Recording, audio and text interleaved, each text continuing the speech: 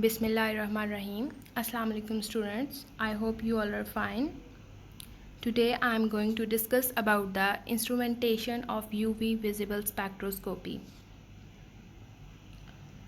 Instrumentation of UV visible spectroscopy में हम लोग पूरा यूवी विजिबल का जो लास्ट लेक्चर्स में इन प्रीवियस लेक्चर्स में हम लोगों ने डिस्कस किया about the principle of UV visible spectroscopy and UV visible spectroscopy is based on Beer Lambert's law. Beer Lambert's law को डिटेल में पढ़ा, इलेक्ट्रॉनिक ट्रांजिशंस को देखा कि किस तरह यूवी विजिबल स्पेक्ट्रोस्कोपी में इलेक्ट्रॉनिक ट्रांजिशंस जो सी हैं वो अकर होती हैं among sigma pi and N electrons. तो ये सारा प्रोसीजर्स, ये सारा फिनोमेना जो सा है, सारा प्रोसेस अकर होता है इस एक इंस्ट्रूमेंट के थ्रू। उस इंस्ट्रूमेंट को कहते हैं spectrophotometer. UV visible spectroscopy basically perform होती है ऑन यूवी विजिबल स्पेक्ट्रोफोटोमीटर पे।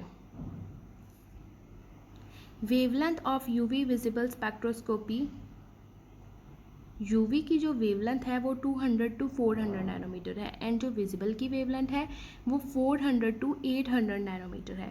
बेसिकली जो यूवी की वेवलेंथ है वो 10 नैनोमीटर से 400 नैनोमीटर तक स्टार्ट होती है, लेकिन हम लोग 200 से 400 नैनोमीटर को ही कंसीडर करते हैं because below 200 nanometer there is a vacuum region. Vacuum region के लिए हमें स्पेशल वैक्यूम इंस्ट्रूमेंट को यूज़ करना पड़ता है, इसलिए हम लोग यूवी की जो रेंज है वो 200 से 400 नैनोमीटर तक ही लेते हैं, जो कि परफॉर्म होती है थ्रू स्पेक्ट्रोफोटोमीटर के।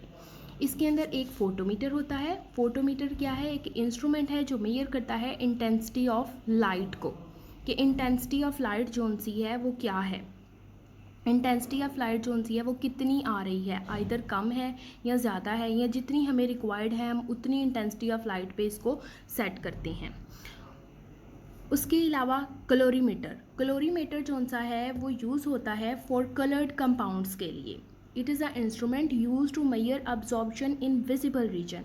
इनके विजिबल रीजन के अंदर जो कलर्ड कंपाउंड्स होते हैं उनकी अब्जॉर्प्शन की इंटेंसिटी को मेजर करने के लिए क्लोरीमीटर यूज़ होता है। Next major components of spectrophotometer, first of all light source, collimating system, monochromator, sample holder, detector, and the last one is recorder.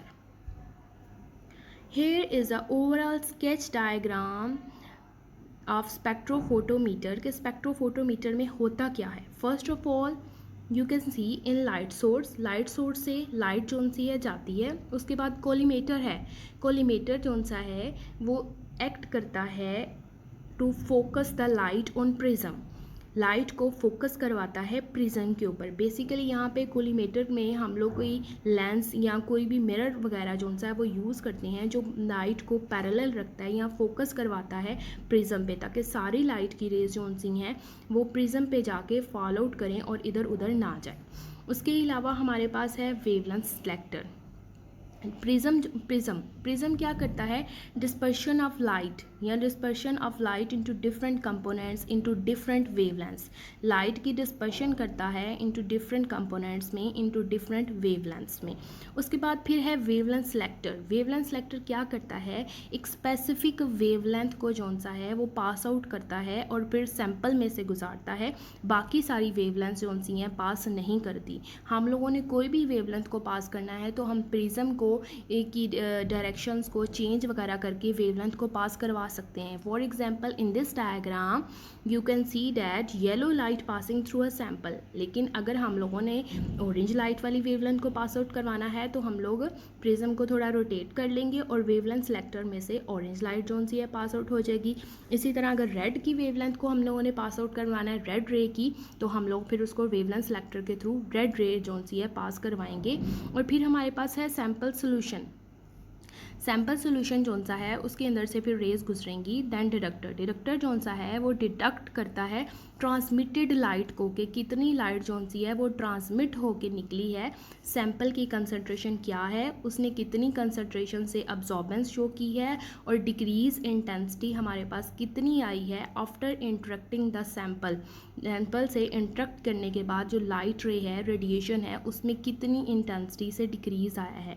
उसके बाद डिडक्टर के बाद रीड आउट आउट है। रीड आउट पे ऊपर हमारा ग्राफ्स शो हो जाते हैं, जिसके अंदर हम लोग फिर देख लेते हैं कि अब्जॉर्प्शन क्या थी, इसकी कितनी अब्जॉर्प्शन हुई और उस अब्जॉर्प्शन पे कितनी लैम्डा मैक्स जोन सी है वो शो हुई है।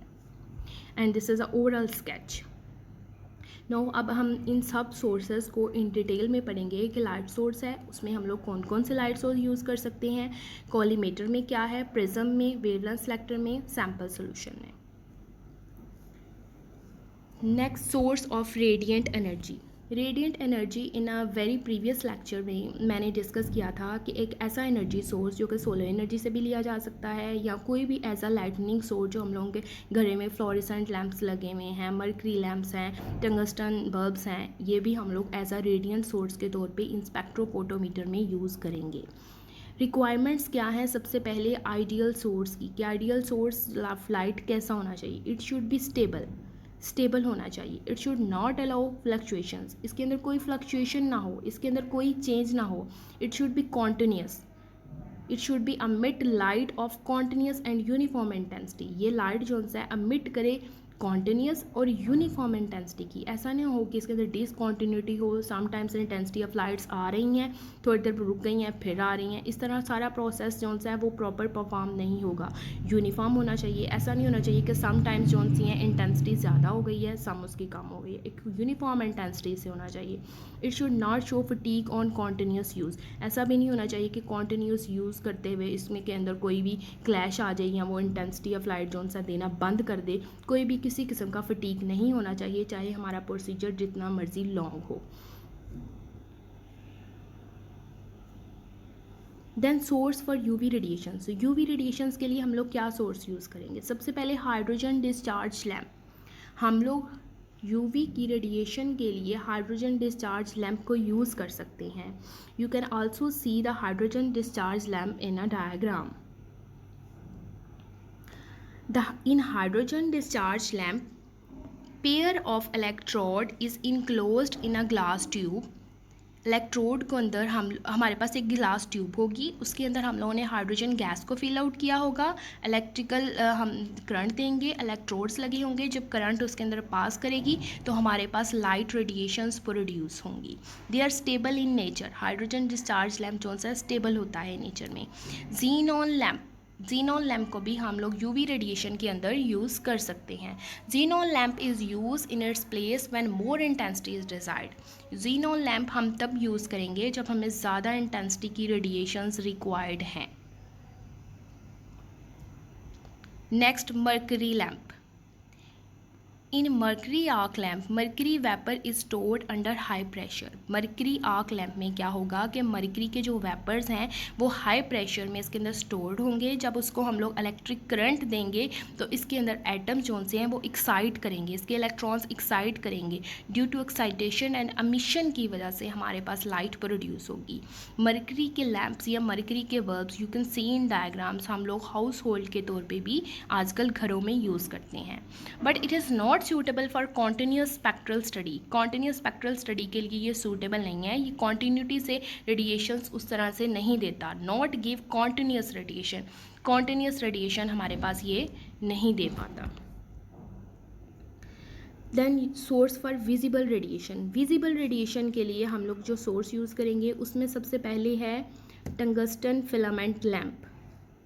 ये tungsten filament lamp you can see in the diagram, ये हम लोग बल्ब जो से हैं घरों में भी लगाते हैं। Its construction is similar to simple household lamp. It is use for visible radiation. Visible radiations के लिए यूज़ होता है जिसकी रेंज है 400 to 800 नैनोमीटर। टंगस्टन लैम्प के अंदर एवेपोरेशन हो जाती है, इसलिए इसका जो लाइफ पीरियड है वो डिक्रीज़ हो जाता है।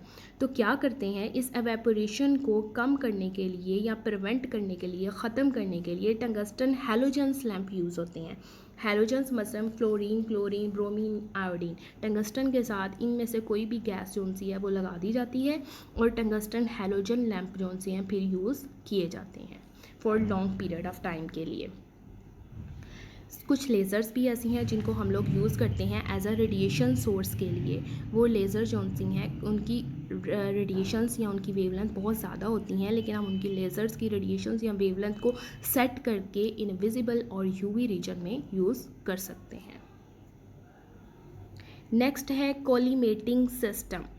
रेडिएशन जब निकल आती हैं तो उसके बाद कोलिमेटिंग सिस्टम होता है। The radiation emitted by the source is collimated by lens and mirrors. जब रेडिएशन सोर्स से एमिट होती हैं, निकलती हैं, फिर वो कोलिमेट की जाती हैं, made parallel by lens and mirrors, यानी कि उनको फोकस करवाया जाता है ताकि कोई रे जौन सी है वो इधर उधर ना जाए, ऑल रेज जौन सी हैं वो फॉल आउट करें ऑन नेक्स्ट मोनोक्रोमेटर पे। इसके लिए हम लोग कोई लेंस यूज़ कर सकते हैं, कोई मिरर यूज़ कर सकते हैं। अब जो लेंस हम लोग यूज़ करेंगे, material of lens should be transparent to the radiation used. जो हम लोग लेंस यूज़ करेंगे वो ट्रांसपेरेंट होना चाहिए, सिलिकेट ग्लास का होना चाहिए, क्वार्ट्ज का होना चाहिए। Silicate glass transmit between 350 to 3000 nanometer wavelengths and quartz is used as material for lens below 300 nanometre के लिए अगर वेवलेंथ है तो हम क्वार्ट्स का लेंस यूज़ कर सकते हैं। मिरर्स भी हम लोग इसके लिए अंदर यूज़ करेंगे। It use to focus the light beam in spectrophotometer. आप लोगों ने कभी आम रूटीन में भी देखा होगा कि जब सनरेज़ आ रही होती हैं, ख़ासतौर पे छोटे बच्चे, जब हम लोग छोटे थे तो इस तरह करते थे कि जब सनरेज़ आ रही हैं उन रेज़ को हम लोग फोकस करवा के दूसरे के मुंह के ऊपर जौन सा है वो रेज़ डालते थे। ऐसा ही कॉन्सेप्ट कुछ इसके अंदर है कि जब रेज़ आएंगी तो उसको फोकस करवा के नेक्स्ट मोनोक्रोमेटर की जो डिवाइस है हमारे पास स्पेक्ट्रोफोटोमीटर के अंदर, उसके ऊपर फॉल आउट करवाएंगे। इसके अंदर लेंस और मिरर्स के अंदर जो हम लोगों ने मटेरियल यूज़ करना है वो हम लोगों ने ऐसा मटेरियल रखना है जो रेडिएशंस को अब्जॉर्ब ना करे, जस्ट फोकस करवाए। क्योंकि अगर रेडिएशंस को अब्जॉर्ब कर लेगा तो हमारा फिनोमेना या हमारा प्रोसेस जो है वो गुड रिजल्ट्स नहीं देगा। नेक्स्ट है monochromator. It is a device use to isolate the radiation of desired wavelength from the wavelength of the continuous spectra. ये क्या करता है कि पीछे से जो रेडिएशंस आती हैं उनको आइसोलेट करके डिस्पर्शन कर देता है इनटू डिफरेंट वेवलेंथ्स में एंड डिफरेंट कलर्स में, और हमारे पास एक कॉन्टिन्यूस स्पेक्ट्रा दे देता है। इसके लिए हम लोग जो मोनोक्रोमेटिक डिवाइसेस यूज़ करेंगे, एक है prism and then is diffracting gratings. First of all, prism. It is made from glass, quartz and silica. इन तीनों में से किसी एक का बना होगा। When a light pass through glass prism, जब लाइट फॉल करेगी, dispersion of light in the form of waveguide occurs। हमारे पास लाइट्स की डिस्पर्शन हो जाएगी in the form of a waveguide में, यानी कि 7 कलर्स में निकल आएगी, violet, indigo, blue, green, orange, yellow and red.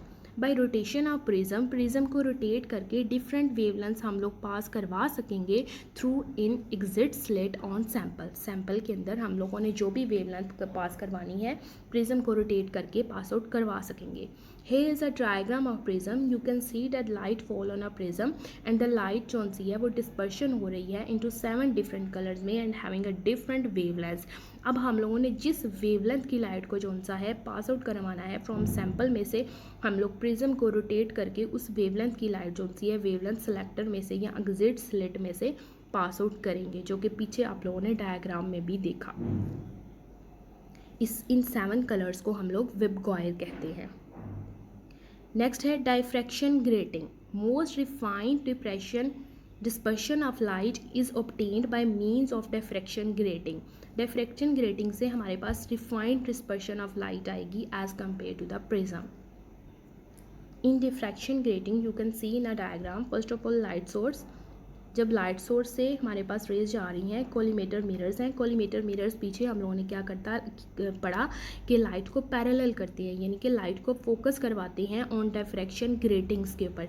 जब डाइफ्रैक्शन ग्रेटिंग के पास लाइट जाती है तो फिर क्या होता है, रेडिएशन जौन सी हैं वो डिस्पर्शन कर देती हैं वेवलेंथ की इनटू डिफरेंट कलर्स में एंड डिफरेंट वेवलेंथ्स पे।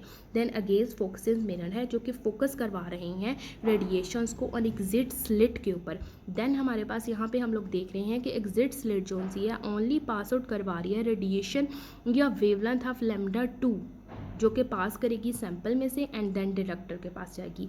अगर हम लोग लैम्डा 1 या लैम्डा 3 की रेडिएशन को वेवलेंथ को फॉलो आउट करवाना चाह रहे हैं अपने सैंपल के ऊपर और उसके रिजल्ट्स देखना चाह रहे हैं इन डिटेक्टर में, तो हम लोग पीछे से डिफ्रैक्शन ग्रेटिंग को थोड़ा सा रोटेट करके एग्जिट स्लिट को इस तरह सेट कर देंगे कि वेवलेंथ 1 या 3 जोन सी है हम लोग फॉल करवाएं अपने सैंपल में से और फिर उसकी इंटेंसिटी को मेजर करें या ट्रांसमिटेड इंटेंसिटी ऑफ लाइट को मेजर करें ऑन डिटेक्टर पे।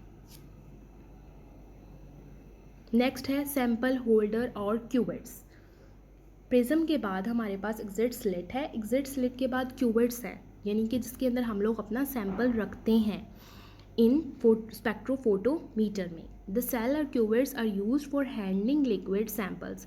क्यूबिट्स हम लोग यूज़ करते हैं लिक्विड सैंपल को हैंडल करने के लिए या उसके अंदर डालने के लिए। द सेल में बी रेक्टेंगुलर और cylindrical in nature. Cell rectangular और सिलेंड्रिकल नेचर का होना चाहिए। यूवी के लिए हम क्वार्ट्ज और फ्यूज सिलिका सेल्स यूज़ करेंगे। And for visible region colored corrected fuse glass is used. The surface of absorption cell should be clean होनी चाहिए। नो फिंगरप्रिंट्स, कोई भी फिंगरप्रिंट्स नहीं होना चाहिए, कोई ब्लॉचेस नहीं होने चाहिए सेल पे। हम लोग क्या करेंगे, क्लीनिंग जो सी सेल है वो करेंगे बाय डिल्यूट अल्कोहल से, डिस्टिल वाटर से और एसीटोन से। इनमें से कोई भी चीज़ लेके हम अपने सेल को साफ़ कर सकते हैं। उसके ऊपर किसी किस्म की इम्प्योरिटी नहीं होनी चाहिए, कोई फिंगरप्रिंट नहीं होना चाहिए, कोई एनालाइट नहीं मौजूद होना चाहिए एक्स्ट्रा, क्योंकि अगर ये सारी चीज़ें मौजूद होंगी तो हमारे पास रिजल्ट्स गुड नहीं आएंगे। मे बी समटाइम अगर कोई इम्प्योरिटीज़ प्रेजेंट है तो वो कुछ रेडिएशंस को अब्जॉर्ब कर ले अपने अंदर। जब वो रेडिएशन को अब्जॉर्ब कर लेगी तो हमारे पास प्रॉपर रिजल्ट्स नहीं आएंगे।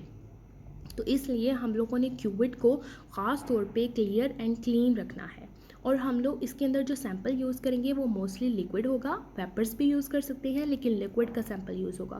सॉलिड सैंपल यूज़ नहीं करेंगे। क्यों नहीं करेंगे solid samples use? Because solids जो से हैं वो लाइट को आगे पास आउट नहीं होने देते हैं, इसलिए we should not use solid samples. हम लोग सॉलिड सैंपल कभी भी नहीं यूज़ करने चाहिए हमें, और ना ही हम यूज़ करेंगे, लिक्विड सैंपल्स ही यूज़ करेंगे। और अगर हमारे पास सॉलिड सैंपल है उसको अंदर हम सॉल्वेंट के अंदर मिक्स करेंगे तो हमारा सॉल्वेंट भी ऐसा होना चाहिए जो कि इनर्ट हो रेडिएशंस पे, रेडिएशंस को अब्जॉर्ब नहीं करे। जस्ट हमारा सैंपल जो सा है वो रेडिएशन को अब्जॉर्ब करे, then our results will be satisfactory.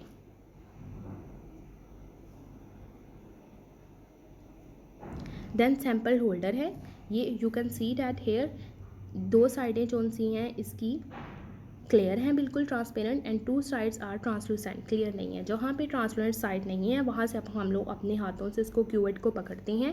And here is a region in spectrophotometer जहाँ से हम अपनी क्यूवेट रखते हैं। ये वाली दो साइडें जो सी हैं ट्रांसलूसेंट हैं और ये वाली दो साइड जो सी हैं वो ट्रांसपेरेंट हैं। लाइट रेडिएशंस यहाँ से पास आउट करेंगी, हमारे अंदर सैंपल पड़ा है सेल के अंदर, और यहाँ से पास आउट करके यहाँ से फिर यहाँ से बाहर निकल आएंगी ट्रांसमिटेड रेडिएशंस, और फिर हम उनको फोटो डिटेक्टर पे देखेंगे जो कि रिकॉर्ड हमारे पास आएगा इन रिकॉर्ड रीडर पे। नेक्स्ट है sample handling. UV visual spectra is usually recorded either in very dilute solution और in vapour phase. UV visible spectra या तो वेरी डिल्यूट सॉल्यूशन में होगा या इन वेपर फेज में।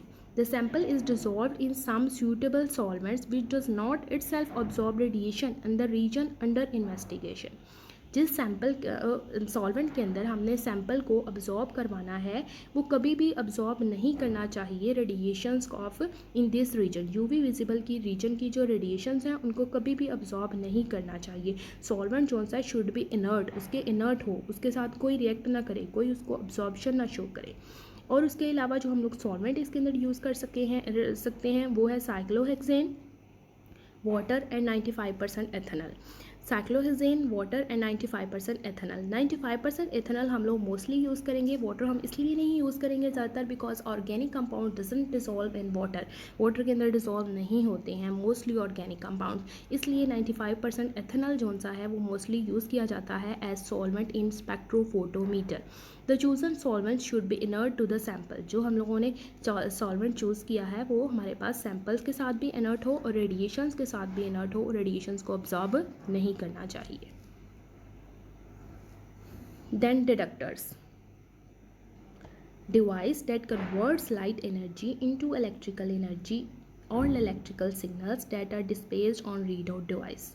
जब हमारे पास सैंपल में से लाइट गुजर के ट्रांसमिटेड लाइट बाहर आ जाती है या ट्रांसमिटेड रेडिएशन आ जाती है उसके बाद वो डिटेक्टर के पास जाती है। डिटेक्टर्स क्या करते हैं, उस लाइट एनर्जी को कन्वर्ट कर देते हैं इलेक्ट्रिकल सिग्नल्स में, एंड देन हमारे पास जो स्पेक्ट्रास और रिजल्ट्स आते हैं ऑन रीड आउट डिवाइसेस पे, जो कि हम लोग कंप्यूटर्स वगैरह साथ लगाए होते हैं। The transmitted radiation fall on detector which determines the intensity of radiation absorbed bye sample. Detector क्या करते हैं, ट्रांसमिटेड रेडिएशन जो हमारे पास आई है अब्जॉर्ब बाय सैंपल, सैंपल से अब्जॉर्ब होकर जो रेडिएशन हमारे पास आई है जिसकी इंटेंसिटी में डिक्रीज़ आया है उसको मेजर्ड करते हैं डिटेक्टर्स कि कितना डिक्रीज़ आया है हमारे पास, और हमारे पास रिजल्ट देते हैं। और जो डिटेक्टर्स हम लोग यूज़ करते हैं इसके अंदर वो है photo multiplier tube and that is diode अरे डिटेक्टर्स। इसको हम लोग इन वेरी नेक्स्ट लेक्चर में इन डिटेल डिस्कस करेंगे। Next UV visible spectrum. Detector के बाद रीडआउट डिवाइसेस में हमारे पास 2 टाइप्स के स्पेक्ट्रम आ जाते हैं, एक होता है क्वालिटेटिव एनालिसिस, एक होता है quantitative analysis. In qualitative analysis you can see that the graph is between absorbance and wavelength. Absorbance is at y-axis and wavelength is at x-axis. You can see here is a graph of TiO2 का ये graph है हमारे पास आया है जिसको हम लोग as a sample के तौर पे लिया हुआ था या एज अ एग्जाम्पल के तौर पे मैं आपको एक्सप्लेन कर रही हूँ। यहाँ पे इसका जो लैम्डा मैक्स होगा वो ये नहीं हम करेंगे कि यहाँ पे इसका लैम्डा मैक्स है, no, it is not a lambda max of TiO2। Lambda max यहाँ पे होगा जहाँ पे वो एक अपनी मैक्सिमम पीक शो कर रहा है एब्जॉर्प्शन की, वो उसका लैम्डा मैक्स होगा। You can say TiO2 approximately 350 to 400 के दरमियान अपने पास लैम्डा मैक्स शो कर रहा है, और लैम्डा मैक्स वो पॉइंट होगा जहाँ पे सैंपल ने मैक्सिमम अब्जॉर्प्शन शो की है और हमारे पास क्वालिटी, उसकी क्वालिटी का पता चला है कि कितनी अब्जॉर्प्शन जोन सी है वो उसने शो की है और उसकी लैम्डा मैक्स जोन सी है वो कितनी आई है।